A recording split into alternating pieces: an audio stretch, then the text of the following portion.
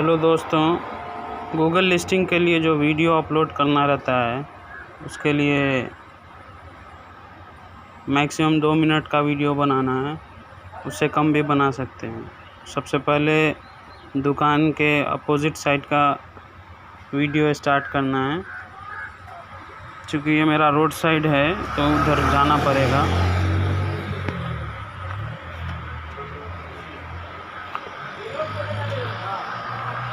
ये रोड है। अब इसके राइट भी लेना है वीडियो, उसके बाद लेफ़्ट भी लेना है।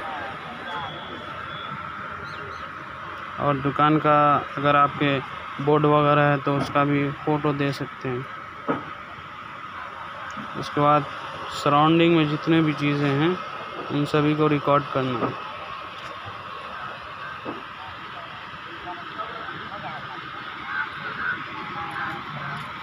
शिप्रत का जो भी बैनर वगैरह है उसको भी शो करना है इसमें।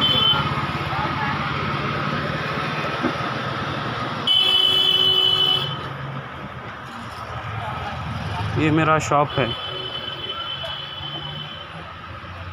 यहाँ पे भी बैनर लगा हुआ है तो इसको भी शो करना है। उसके बाद इंटर करना है शॉप में।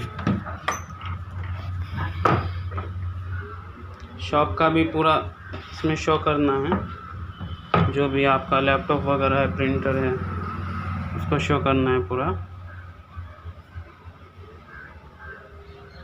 विजिटिंग कार्ड जो है उसको भी शो करना है।